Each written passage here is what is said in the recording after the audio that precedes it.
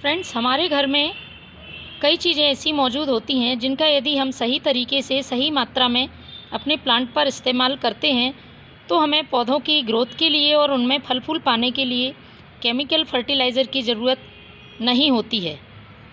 तो आज के वीडियो में मैं एक ऐसा ही फ्री का फर्टिलाइज़र आपको बताने वाली हूँ जिसके उपयोग से पौधे की लगातार ग्रोथ होगी, पौधे में अच्छी मात्रा में कलियाँ बनेंगी और ये कलियाँ फूल बनने से पहले ड्रॉप नहीं होंगी। क्योंकि अक्सर देखा गया है गुड़हल प्लांट में प्रॉब्लम आती है कि कलियाँ फूल बनने से पहले ही गिर जाती हैं या फूल पूरे आकार का नहीं खिल पाता है। तो ये समस्या भी दूर होगी। यदि प्लांट में पत्तियाँ पीली पड़ने की समस्या है तो पत्तियाँ पीली नहीं होंगी, पत्तियाँ हरी भरी और चमकदार रहेंगी। क्योंकि ये जो फर्टिलाइज़र है किचन में मौजूद चीज़ से ही मैंने बनाया है और इस फर्टिलाइज़र में यदि पोषक तत्वों की बात करें तो पौधे के लिए potassium, calcium, magnesium, iron, copper, zinc जैसे कई तत्व इसमें शामिल हैं और ये प्लांट की ग्रोथ को बढ़ाने के लिए और पौधे की मजबूती के लिए बहुत ही मददगार हैं। क्योंकि जब आप घर में ही उपलब्ध चीज़ों से होममेड फर्टिलाइज़र बनाते हैं तो ये जैविक होने की वजह से प्लांट में किसी भी तरह का साइड इफ़ेक्ट नहीं करते हैं। और इसके साथ ही इस फर्टिलाइज़र का खास फ़ायदा ये है कि ये मिट्टी को उपजाऊ बनाने का काम करता है। क्योंकि जब तक मिट्टी उपजाऊ नहीं होगी आप किसी भी तरह का फर्टिलाइज़र प्लांट पर यूज़ करेंगे, पौधे में इसका कोई फ़ायदा देखने को नहीं मिलेगा। इसलिए फर्टिलाइज़र में ऐसी चीज़ें शामिल करना बहुत ज़रूरी है जो प्लांट की मिट्टी को हेल्दी बनाए। तो जब भी हम केमिकल फर्टिलाइज़र का यूज़ करते हैं तो लगातार यूज़ से केमिकल फर्टिलाइज़र मिट्टी को ख़राब कर देते हैं और कुछ समय बाद प्लांट फ्लावरिंग बंद कर देता है या उसमें फल फूल नहीं आते हैं। तो इस तरह के फर्टिलाइज़र आप अपने प्लांट में महीने में एक बार या 15 दिन में एक बार ज़रूर यूज़ कीजिए। बात करें इस फर्टिलाइज़र को किन प्लांट्स पर दिया जा सकता है तो आप सभी प्लांट्स पे बहुत आराम से इस फर्टिलाइज़र को दे सकते हैं। किसी भी तरह का कोई साइड इफ़ेक्ट नहीं है। बस इसका तरीका जानना ज़रूरी है और इसकी क्वांटिटी का ध्यान रखना ज़रूरी है। तो फर्टिलाइज़र डालने से पहले 2 से 3 बातें अपने प्लांट के लिए ज़रूर ध्यान रखें। मैं अक्सर अपने वीडियो में बताती रहती हूँ क्योंकि जब तक आप प्लांट की सही देखभाल नहीं करेंगे तो सिर्फ फर्टिलाइज़र डालने से पौधे को पूरा फ़ायदा नहीं होगा।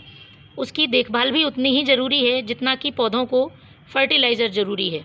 तो सबसे पहली बात, जब भी आप प्लांट पर फर्टिलाइज़र यूज़ करते हैं तो इस बात का ध्यान रखें एक ही बार में आपको 2 से 3 इकट्ठे फर्टिलाइज़र प्लांट के लिए नहीं डालना है। 15 से 20 दिन का गैप करें, उसके बाद किसी दूसरे फर्टिलाइज़र का यूज़ करें।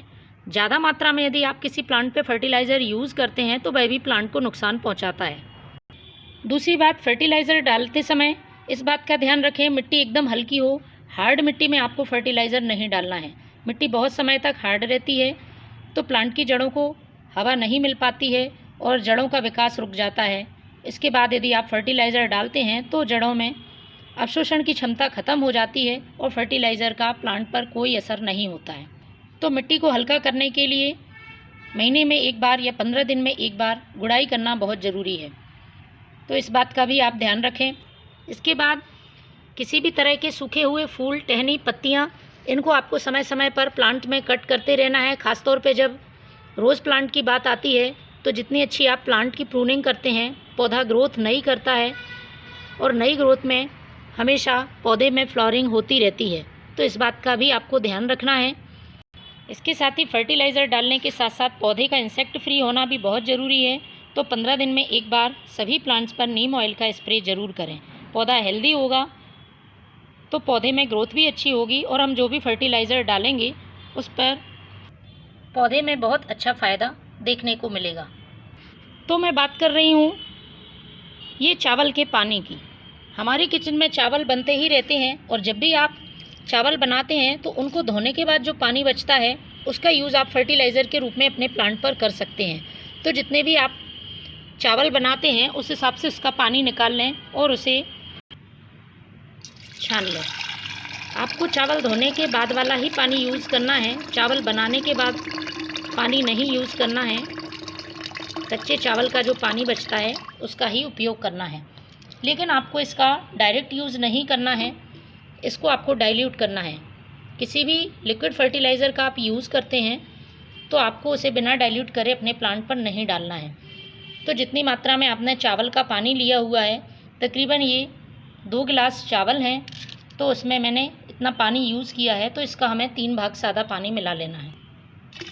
इसके बाद आपको अपने प्लांट की सॉइल में पॉट के हिसाब से मिट्टी में डाल देना है। तो फ्रेंड्स, किचन से निकली इन चीज़ों के इस्तेमाल से आप प्लांट में बहुत अच्छी ग्रोथ और बहुत अच्छे फल फूल पा सकते हैं। चाहे वो चावल का पानी हो या दाल का पानी हो, आप दाल का पानी भी यूज़ कर सकते हैं।